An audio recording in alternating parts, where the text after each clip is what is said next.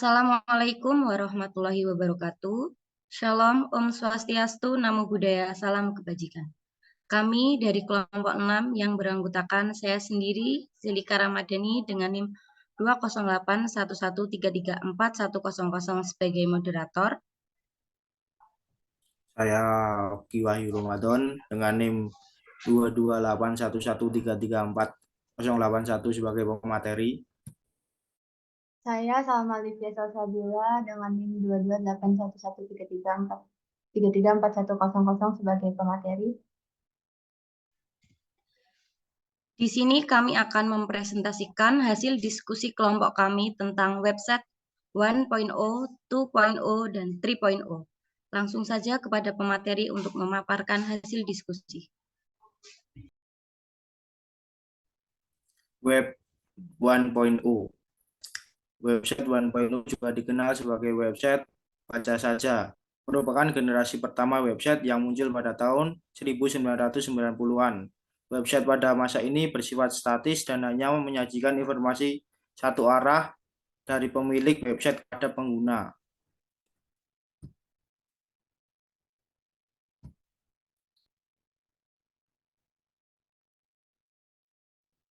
Selanjutnya ada ciri-ciri website 1.0.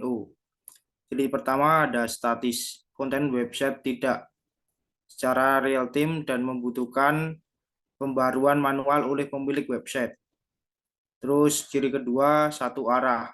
Interaksi pengguna terbatas, umumnya hanya navigasi dan membaca informasi. Ciri ketiga ada teknologi sederhana. Website dibuat dengan HTML dan CSS dasar tanpa JavaScript atau framework Word modern.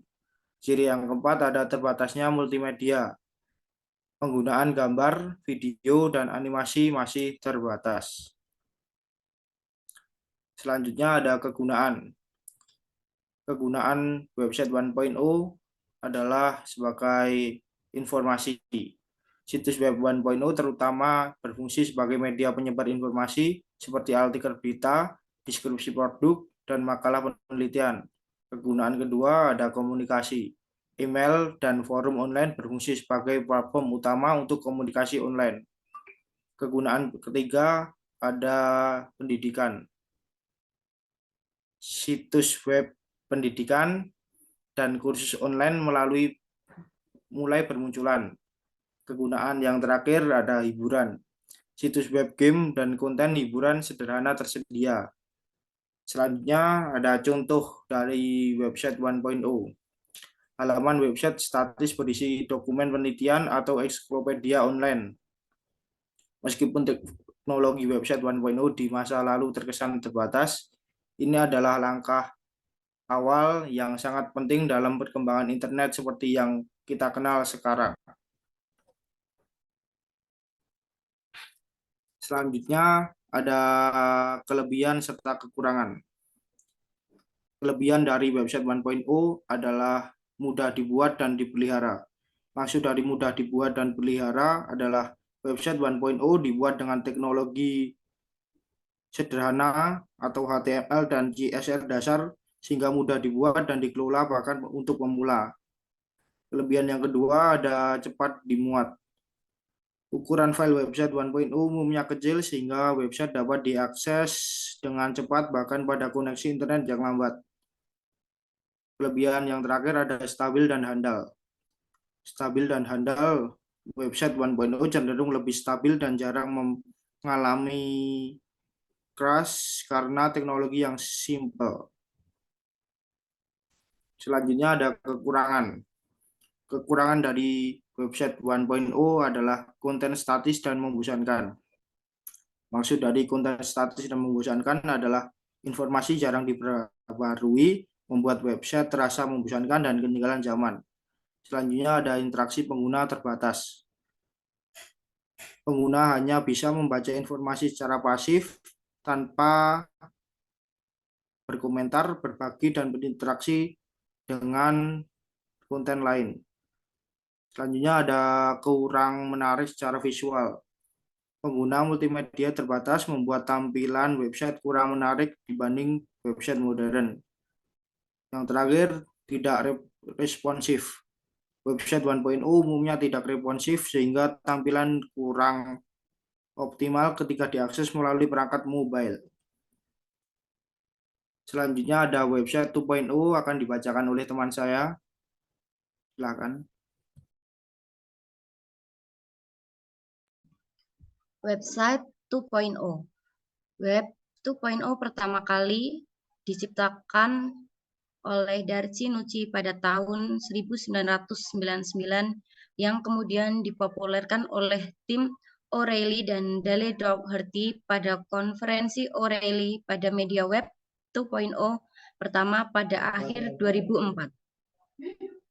Web 2.0 merupakan lanjutan dari Web 1.0 yang dikenal dengan istilah web sosial. Tidak seperti Web 1.0 yang bersifat statistik atau komunikasi satu arah, Web 2.0 memungkinkan pengguna untuk berinteraksi dan berkolaborasi satu sama lain melalui media dialog sosial sebagai pembuat konten buatan pengguna dalam komunitas virtual. Web 2.0 mengacu pada situs web yang menekankan konten yang dibuat pengguna, kemudahan penggunaan, budaya partisipatif, dan interoperabilitas, yaitu kompatibel dengan produk, sistem, dan perangkat. Untuk akhir pengguna, Web 2.0 adalah versi yang disempurnakan dari Web 1.0. Next.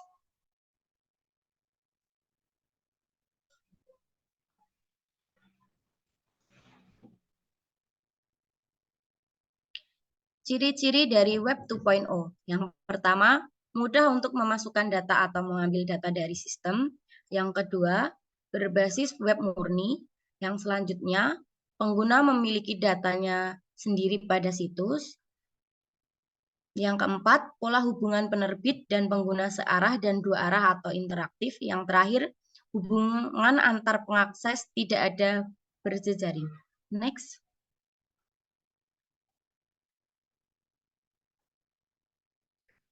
Kegunaan dari Web 2.0. Web 2.0 adalah istilah yang digunakan untuk menyebutkan generasi kedua dari World Wide Web yang menekankan pada kolaborasi daring dan berbagi antar pengguna.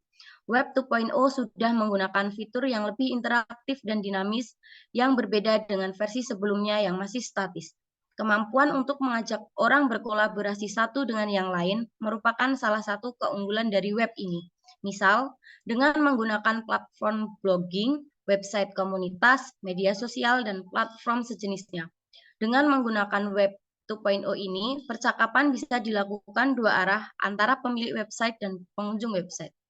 Contoh dari penggunaan Web 2.0 yakni blog seperti WordPress, selanjutnya microblogging seperti Instagram, Facebook, Pinterest, dan yang terakhir wikis seperti Wikipedia. Next.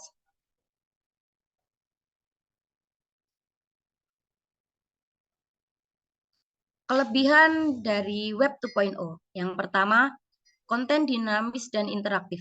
Pengguna dapat berinteraksi dengan konten seperti berkomentar, berbagi, dan berkolaborasi. Website 2.0 memungkinkan partisipasi pengguna yang lebih tinggi. Yang kedua, lebih menarik secara visual. Penggunaan multimedia yang kaya, seperti gambar, video, dan konten interaktif, membuat website ini lebih menarik dan informatif. Yang selanjutnya, personalisasi konten. Beberapa website 2.0 menawarkan pengalaman yang dipersonalisasi berdasarkan minat dan aktivitas pengguna. Dan yang terakhir, responsif. Website 2.0 umumnya bersifat responsif sehingga tampilannya menyesuaikan dengan perangkat yang digunakan untuk mengakses. Adapun kekurangan dari website 2.0 yakni yang pertama, lebih kompleks untuk dibuat dan dikelola. Dibutuhkannya pengetahuan pemrograman dan framework web ini untuk membuat dan mengelola website 2.0 yang kompleks. Yang selanjutnya, rentan terhadap keamanan. Website 2.0 yang kompleks bisa menjadi target serangan cyber. Dan yang terakhir, privasi pengguna. Beberapa website 2.0 mengumpulkan dan menggunakan data pengguna secara berlebihan yang dapat menjadi masalah privasi. Next.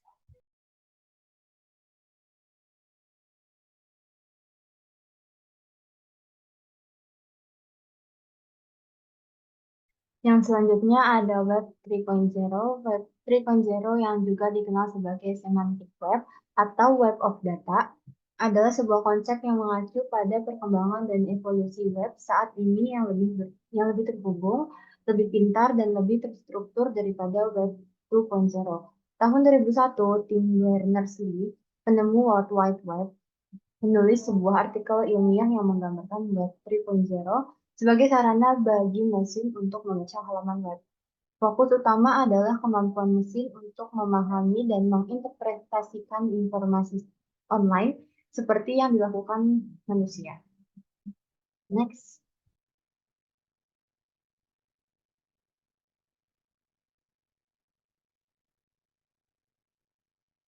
Next. Okay. Selanjutnya ada ciri-ciri. Yang pertama ada semantic web, yakni memungkinkan komputer untuk memahami dan menginterpretasikan informasi dengan lebih akurat dan efisien. Yang kedua ada interoperabilitas didasarkan pada standar yang terbuka oleh interoperable sehingga aplikasi dan situs web mudah dan dapat berkomunikasi satu sama lain dengan lebih mudah. Yang ketiga ada personalia, dapat menyediakan pengalaman pengguna yang lebih personal dan relevan dengan memproses data dan perilaku pengguna secara lebih akurat. Yang terakhir ada keamanan, didesain dengan fokus pada keamanan dan privasi pengguna dengan teknologi seperti enkripsi dan tokenisasi.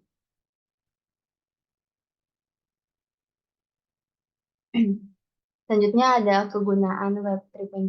Yang pertama ada pengontrolan aset, yakni pengguna dapat mengontrol aset mereka dan menyebarkan di tempat yang mereka inginkan.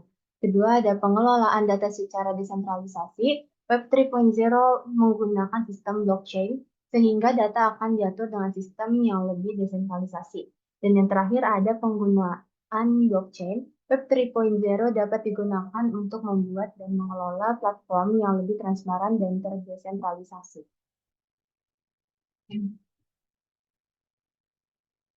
Selanjutnya ada kelebihan dan kekurangan. Kelebihannya lebih sedikit perantara, transparansi, pencarian dan tautan informasi yang efisien, dan terakhir ada pemasaran yang lebih baik.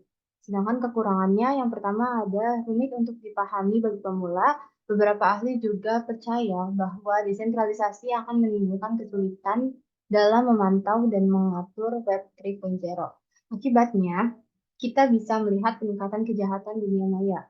Kemudian akses mudah ke data pribadi dan publik pengguna.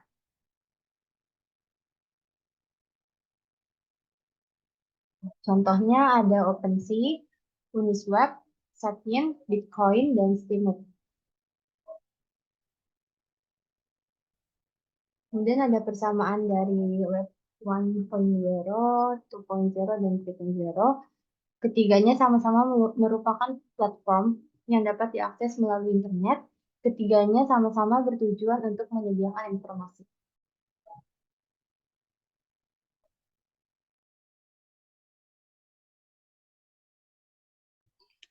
Yang terakhir, ada perbedaan dari 1.0, 2.0, dan 3.0. Dari segi aspek arah komunikasi, 1.0 satu arah, 2.0 dua arah, yakni baca dan tulis. Yang selanjutnya Web 3.0 yaitu dua arah, interaksinya lebih cerdas. Berikutnya aspek konten. Di Web 1.0